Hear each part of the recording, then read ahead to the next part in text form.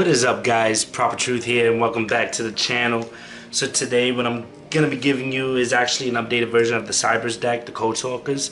I did enter into a tournament and added a new tweak to it, added additional cards to see how it played, and it did really well. Went up against Dragonlink, went up against Virtual Worlds, went up against Drytrons, and I didn't top, unfortunately. However, I did do really well with it. I also went up against Salamangreat and Heroes, and won those duels. I gamed 3 with the Dragonlink. I actually gave him the win because we drew in time. However, I had the U-lock with the Ibli, and it was a crazy duel, really long duel. And we did really well. I gave him the win because he did have the droplets in his hand. So regardless, he was going to send the Ibli and still be able to hit me with a little bit of damage for time. So I just gave him the win on that. He did, you know, shout outs to you, Mohamedou. But yeah, let me get straight to the profile, guys, so you guys can see what the little tweaks I did with. So first up, obviously we're keeping the 3 Iblis. You have to keep the Iblis. This card already shuts down, like I mentioned before, Nibiru, Gamma, Imperm, you know, all that good stuff, especially if you can do it on your very first summon, or at least your second summon before your 5 summons. Beautiful, beautiful. This card is also a Monster Reborn for any links, and you summon it to the link is pointing to her, so that it can give you an instant like access code. Like if you summon trans code, X code, shooting code, gives you a straight access code talker from there. Next up, we're keeping the 3 micro coders. You have to play your micro coders at 3, in my opinion. A lot of people I've seen done 2 so far. I still like it at 3. It's the rotor for the spells and trap signets. You know, really good, lets you link in the hand. Has so much potential. This deck has so much potential, guys. Next up, your 3 Lady Debugs, also known as your Stratos of the deck. Searching pretty much everything in the deck. Most of the time you will search a microcoder. If you already have a microcoder in your hand, you will search like your generator or your extender, like backup or converter, you know, stuff like that. You can even search the Gazelle or Spinny if you need the Spinny. I actually put them back in here, guys. That's why I'm mentioning it. So 3 Lady Debugs. Next up, I actually increased the count on Code Generator. I was playing him at 1, and I did this at the last minute of the tournament, guys. I was like, you know what, I want to be able to see my you know, my codes in the hand, so I can be able to link immediately, especially with the Ibli. You know, if I draw Ibli and him, you know, as an instant Foolish Burial, you can chain block and all that good stuff. I personally believe that 3 was you know, keeping it at 3 was a decent number. I might drop it to 2 just to see if I can fit something else in. You'll see. I need to put a 3rd card in here, and you'll see it's coming up. But 3 was perfectly fine in the tournament. I felt the only thing I didn't like when I was going up against VW, I drew into 2 of them, and then like when I summoned the transcode, you know, it forced me to search the Kachiri, which is not a problem. It's just like, you know, you usually want to use the Signet Codec to search for this out your hand. So that was that. This is my build from the tournament. That's what I'm showing you guys. Then pretty much the 1-ofs. Your Code Radiator, you still keep this. This actually helped me in against Dragonlinks because it chain blocked, and then, you know, negating, you know, Savage and stuff like that. So 1 Code Radiator.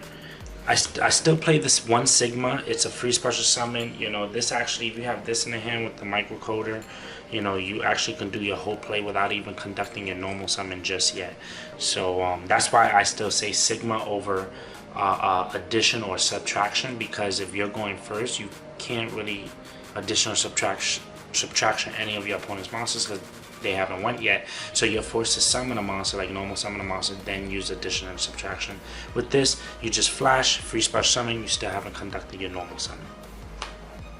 Then, as I mentioned before, you're playing the small salad engine. I actually put this in about a week ago, put it right back in, just so I can still be able to have some type of an extender in the deck. And I am not gonna lie, I missed it, guys. I really missed the whole Gazelle and Spinny play. It was really good. I even thought about putting Roar in here because you can actually end the board with a Ibli. I mean not Ibli. The whole U-lock with the Ibli and Bay Links, and you can set Conflict and Roar in the back row and have 2 Omni negates for free. So that's something I'm taking into consideration, especially that if you drew into the Spinny already, you know, and you actually search the Gazelle with Lady Debug, it makes you want to be able to foolish something else in the grave. You don't have anything else to foolish because you already have the Spinny in the hand. So I thought about putting Roar and then like finding a way to get it back, like maybe putting in a Sunlight Wolf. But it's very, very difficult to fit that in. But it is very possible.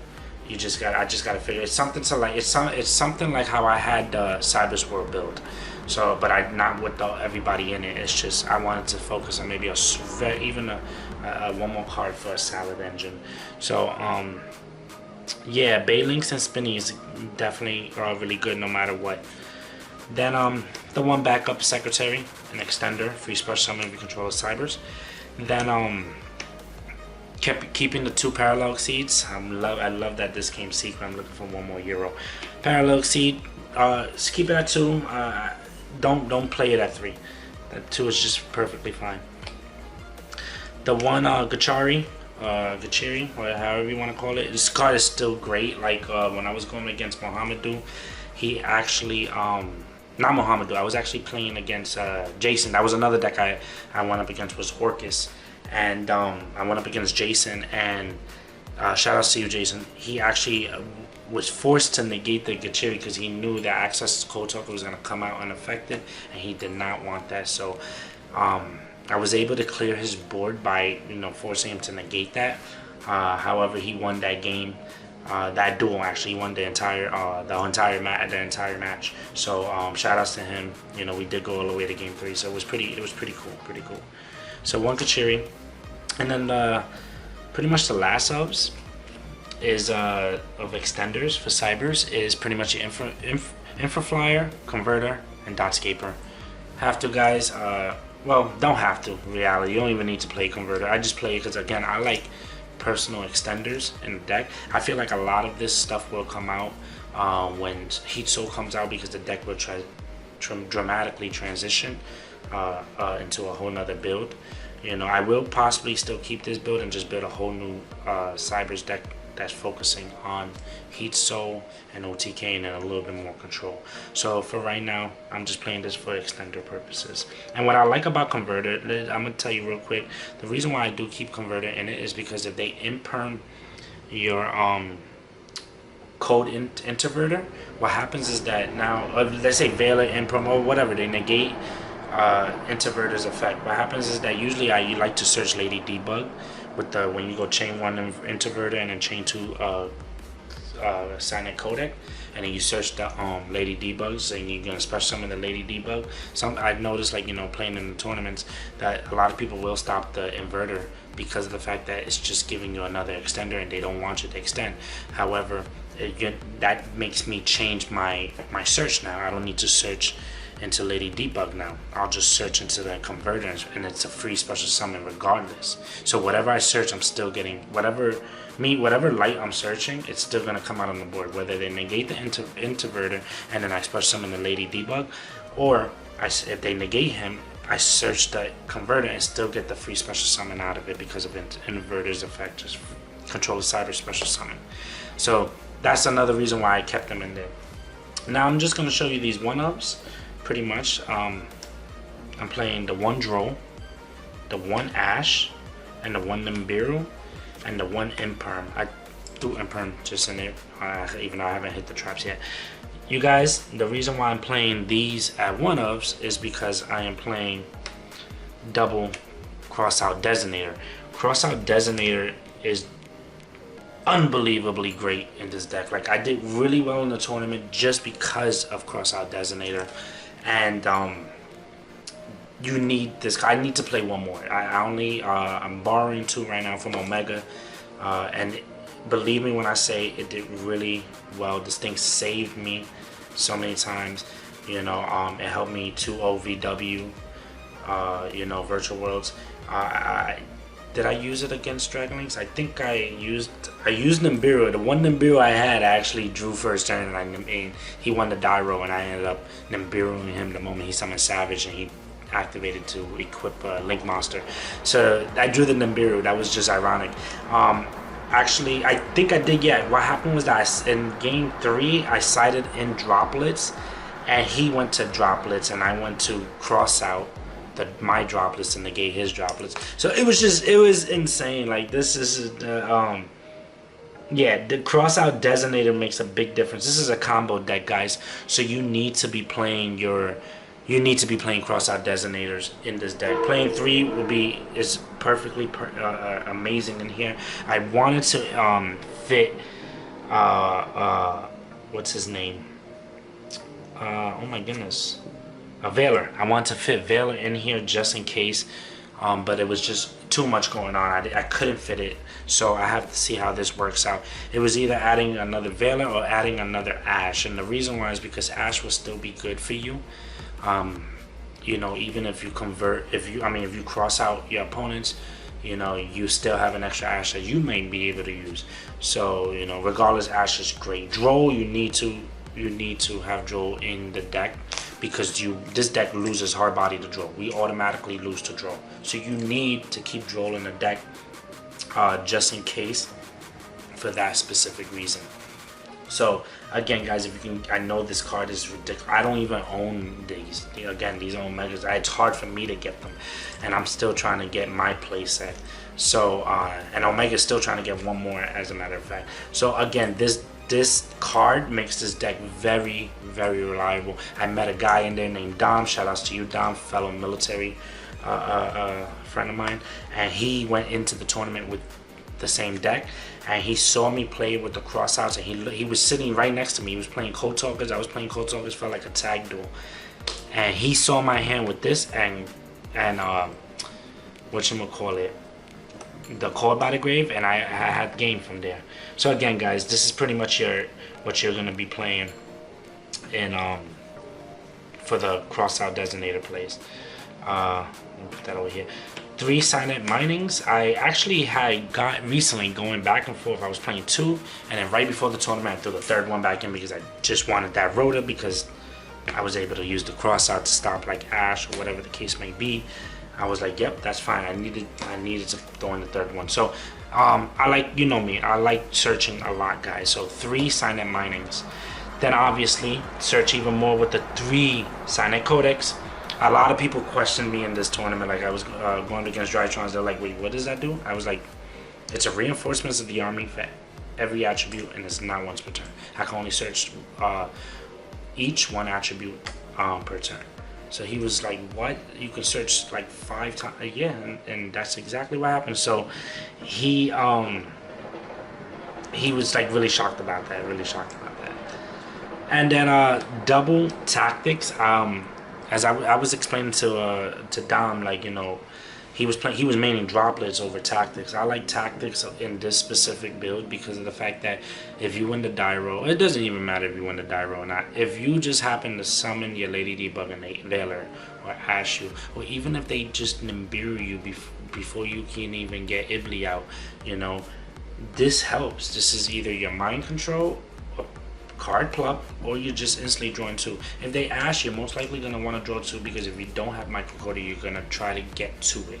So that's the reason why. If you go first and you draw into Droplets is not bad. It's a quick effect, but I'd rather use something that I can react to, especially me going first if I win the die roll, you know, because this gives you more options other than taking an opponent's monster or plucking a card out. So now if I know they Ash and I have a microcoder in my hand, then I'm gonna pluck something outside your hand now, because now you're gonna start, instead with 5 cards, you're gonna start with 3, because you wasted one with Ash. I plucked in another one out, so now you're starting with 3, and then now when you draw, you're gonna draw into 4.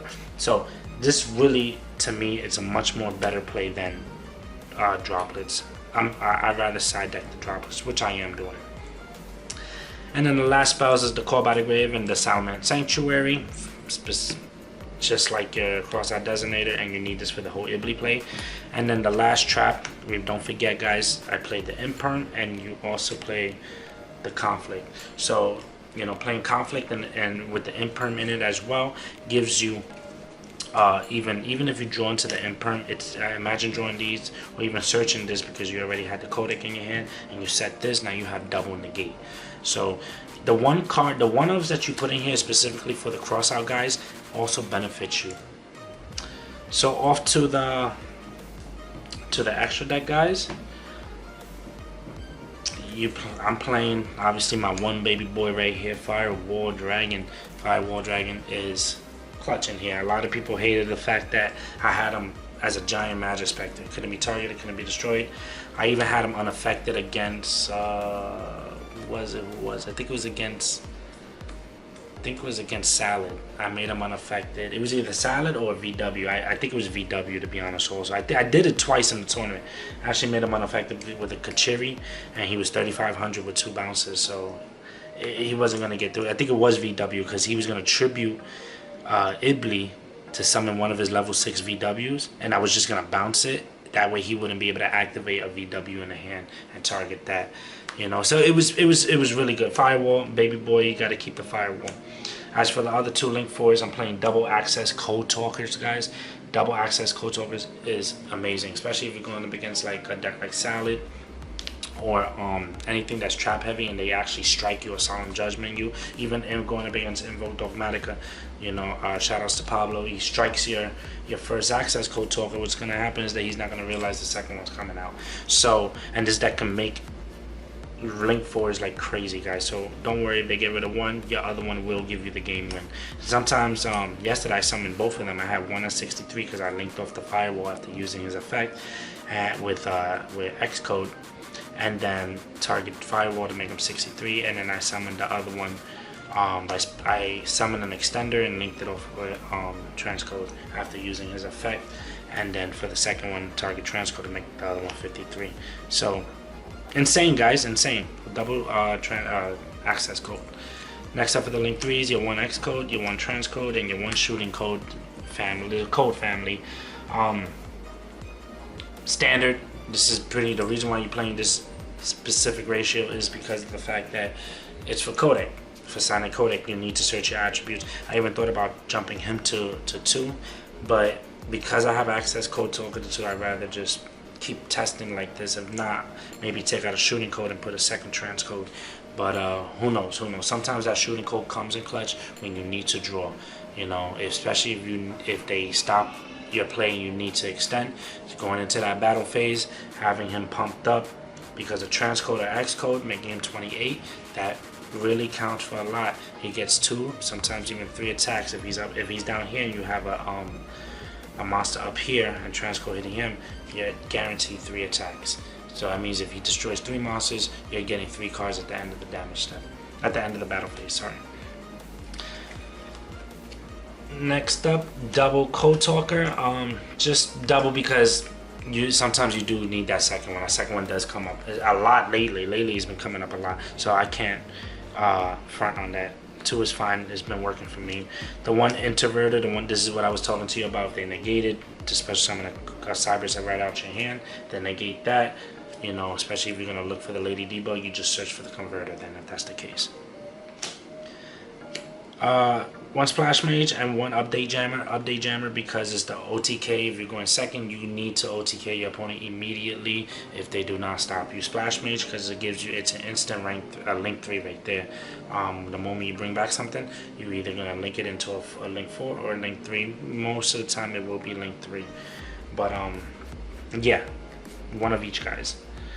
The 1 Link Spider, specifically because Nibiru, even though now Crossout is out, I still only have 2, and sometimes you don't want to use Crossout right away. So like, let's say if they Nibiru you and you still have extenders in your hand, you can let the Nibiru go through, link with the token, and use your extenders and still be able to establish board. It's rare, but very possible, depending on your hand. So I personally say Link Spider. It has crossed my mind to take him out because of the Crossout Designators, but when I do get a 3rd one, then I will try it out and maybe put another link into it, maybe bring back Avermax. But I don't want to run too much level Link 4. So for right now, I'm sticking to the 1 link spider. If I change it, I'll give you guys an update. Then the last link ones will be the double bay links and the 1 talkback lancer. Double bay links because protection in the grave, and you need that second link 1 to go into your final U-lock. And talkback lancer brings back any cold talker and gives you it's part of the U-lock as well. Sometimes even if they break the U-lock and they have him on board still, you can still bring back transcode. Transcode brings back maybe splash mage. Splash mage brings back something else. You see how that works? Crazy. So that's 15 extra deck, guys. Off to the side deck. So first up will be the last 2 Nimbirus. As you see, the third one is in there. When I went up against Dragonlinks, I actually sided the other 2 in, even against Orcust and even Drytrons. So it was very helpful. I still think that you should put the other 2 into your side deck. Then I'm playing 2 Phantasmes. Phantasmes was pretty good in here, especially going up against Orcust, and it really helped out. Didn't see any Sky Strikers players there, so the only time I really did use it was against Orcust. I even sided it. It was my mistake. I sided it in even against Dogmatica because they do their link play in the very beginning, and sometimes you do want that extra body on board and protection because he protects you from being targeted. So I did it. It didn't come up though, but against Dragonlinks and against Orcust, it did help out. Then I don't have my Lanciers. Orlando Properlies is actually using my Lanciers, so I had to improvise on what I have. Next up, I'm playing double twin twister and 1 Harpy's feather. We do lose to back row pretty badly, so this is very helpful in that aspect. You need to be clearing back row. I kind of wish I drew it most of the time. I decided in, especially like I would not in a tournament, but like on a casual play yesterday, I was just using it against Dogmatica Invoke, and I did not see it, so it kind of like hurt. Next up, the double droplets, as I mentioned. Again, this helps like if they don't pitch, if they activate their droplets, your opponent activates their droplets and they don't pitch a spell, and you can activate Crossout Designator and then send this to the grave and negate their droplets. So it's insane. Designator stops a lot of things. It can also help whatever in the side deck. So like if you if like they try to do Phantasme or something, you can send your Phantasme. So that's what I love about Designator. But yeah, double droplets, mainly for like big boards, like against Drytrons, Dragonlinks, even VW. Then the last 2 spells are the double lightning storms. Lightning storms did help out against VW. Helped out a few times actually. Really good. I ripped this. I used it on Orcust, so it was pretty helpful. It does force a lot of things, guys. And also, again, like I said, with the twin twisters and the harpies, we lose to back row. So if you have to clear a back row, you will clear a back row. And then for the traps, I'm playing the 1 Imperial Order, double anti-spell fragrance, and red reboot. I don't know if I can fit all that, so I'll do it like this. There we go. So yeah, Imperial Order, double anti-spell fragrance, and red reboot, obviously for what why. And if Imperial Order, the funny thing is this: once you establish board with the whole U-lock and Ibli, you have to be careful when you activate Imperial Order, because you want to be able to still protect your Ibli with Sanctuary, because if you activate this, Sanctuary goes off, and now they're gonna use your Ibli to run into a link of yours, and you can't even use Sanctuary. So guys, be careful of how you use this. Use this wisely. I say, unless it's really crucial and you need to stop that spell, trust me, with the U-lock, they're not gonna really do anything. So the only way that they're really gonna do something is if they droplets, and even if they droplets, let them droplets, because now they're gonna lose resources out their hand, and then you still have a firewall that can't be targeted, can't be destroyed by card effects, or even unaffected. We have Gachiri that has 2 bounces. Only use this when you know you're gonna go, if you really need to, or if you know that after they did all that and they do something else, then you can shut it down, and then by the time your turn comes, you'll OTK them. So please watch how you use Imperial Order. Anti-spell, it's just to slow down your opponent for a turn, especially if you're going up against you know, decks like Dragonlinks and stuff like that. And Red Reboot, you know, mainly if you're going up against PK and stuff like that. It's optional if you want to play Red Reboot, to be honest. So yeah, guys, that is this is the deck that I went into the tournament with. Did pretty well, I cannot lie. So yeah, I say test it out. If you guys have Designators, you know, play this deck. This deck is hilarious, guys. It's hilarious.